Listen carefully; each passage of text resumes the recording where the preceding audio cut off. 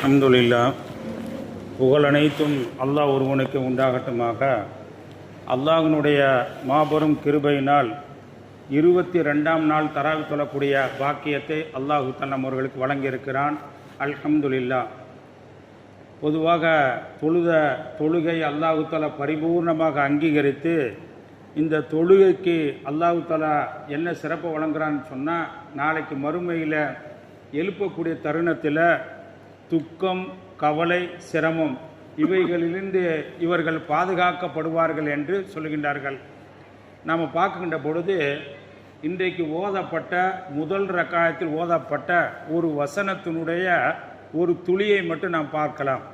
அதாவது ஃபஅஸ்லிஹு பைனஹுமா, ரெண்டு பேர்த்துக்கு மத்தியில் சமாதானம் செய்து வைங்கள் அப்படின்னு சொன்னால் என்ன, கணவன் மனைவி ரெண்டு பேர்த்துக்கு மத்தியில் பிரச்சனைன்னு சொன்னால் அதை நீங்கள் என்ன செய்யுங்க, சமாதானம் செய்து வைங்கள்.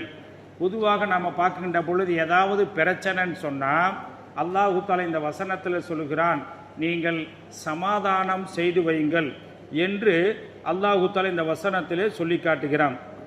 எப்படி என்று சொன்னால், ஒரு கணவன் மனைவிக்கு மத்தியில் பிரச்சனை என்று பார்க்கின்ற பொழுது அவர்களை சேர்த்து வைப்பதற்காக நீங்கள் பொய் சொல்லி கூட அந்த ரெண்டு பேர்த்தையும் இணைத்து வையுங்கள். சொல்லுகின்றார்கள், அல் கிதுபுல் முஸ்லிஹு ஹைரு மினஸ் சிதுக்கு. அதாவது உண்மையை சொன்னால் ரெண்டு பேரும் சேர மாட்டாங்க, சேர்ந்து வாழ மாட்டாங்க அப்படின்னு இருந்தால் நீங்கள் அந்த நேரத்தில் கணவன் மனைவிக்கு மத்தியில் ஒரு பொய் சொல்லியாவது ரெண்டு பேரை சேர்த்து வைங்கள் என்று ரசூலுல்லாஹி ஸல்லல்லாஹு அலைஹி வஸல்லம் அவங்க சொன்னாங்க. அதாவது ஸல்லல்லாஹு அலைஹி வஸல்லம் அவங்க மஸ்ஜிது குபா இருக்குங்கள்ல, அந்த குபாவுக்கு அருகில் ஒரு செய்தி கேள்விப்படுறாங்க. என்ன செய்தின்னு சொன்னால், குபா பள்ளிவாசலுக்கு பக்கத்தில் ரெண்டு பேர் சண்டை போட்டுக்கிட்டு இருக்காங்க. யாருங்க? இஸ்லாத்தை ஏற்றவர்கள் முஸ்லிம்கள் ரெண்டு பேர்கள் ரெண்டு கூட்டமாக ரெண்டு பிரிவை சண்டை போட்டுக்கிட்டு இருக்காங்க அப்படிங்கிற ஒரு செய்தி ரசூலுல்லாஹி ஸல்லல்லாஹு அலைஹி வஸல்லம் உங்களுக்கு வருது. வந்த நேரம் எப்படிப்பட்ட நேரம்? லுகருடைய தொழுகைக்கு இன்னும் கொஞ்ச நேரம் இருக்கு.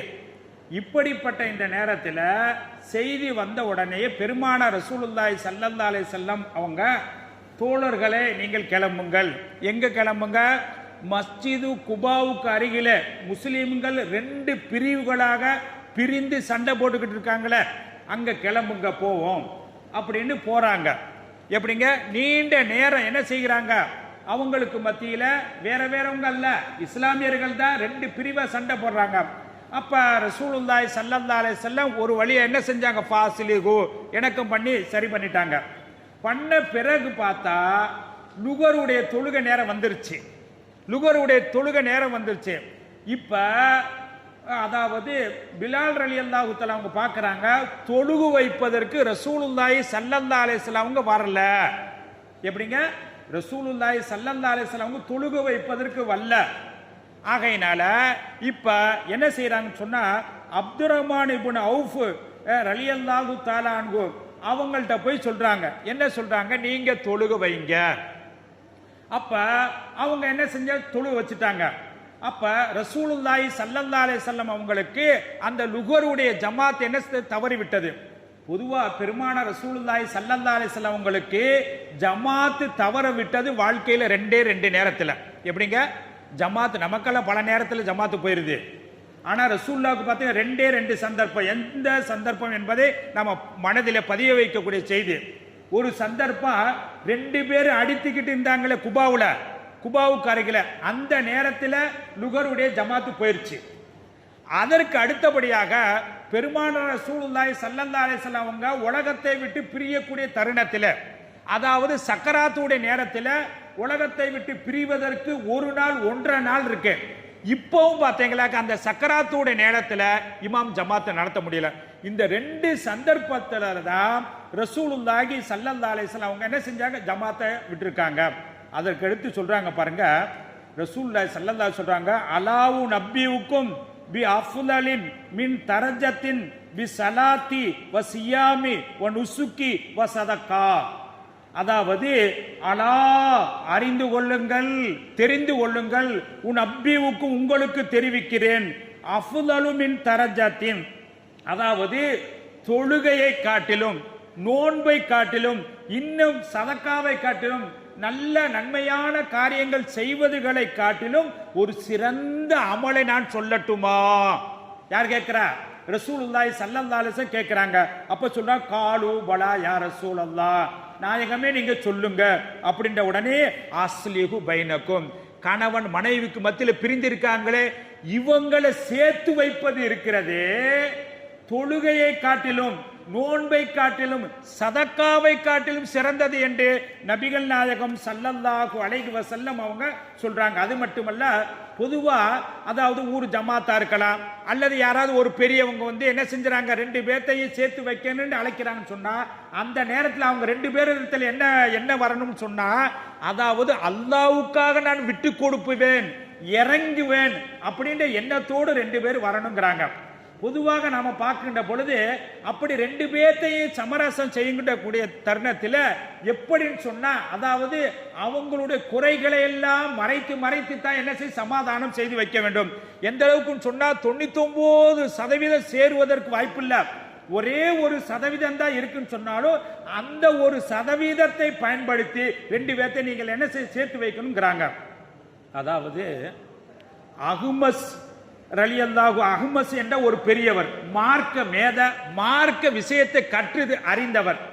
பொதுவாகவே சண்டைங்கிற கணவன் மனைவிக்கு மத்தியில் உள்ள சண்டைங்கிறது எல்லோருடைய வீட்டிலும் வரத்தான் செய்யும்.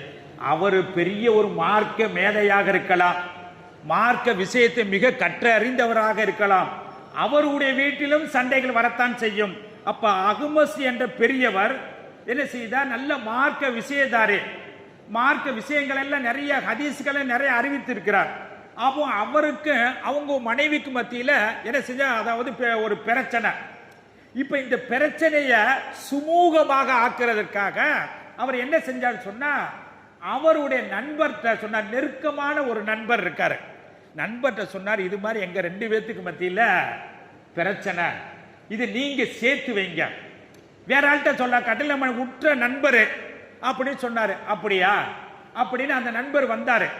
வந்து என்ன செஞ்சாரு, அந்த அம்மா இருந்தாங்க, அந்த அம்மா சொன்னாரு, என்ன சொன்னாரு, அதாவது அஹ்மஸ்ங்கிறவரு ரொம்ப அசிங்கமானவர் தான், அதுக்காக நீங்க என்ன செஞ்சிடாதீங்க, அவரை விட்டு பிரிஞ்சிடாதீங்க.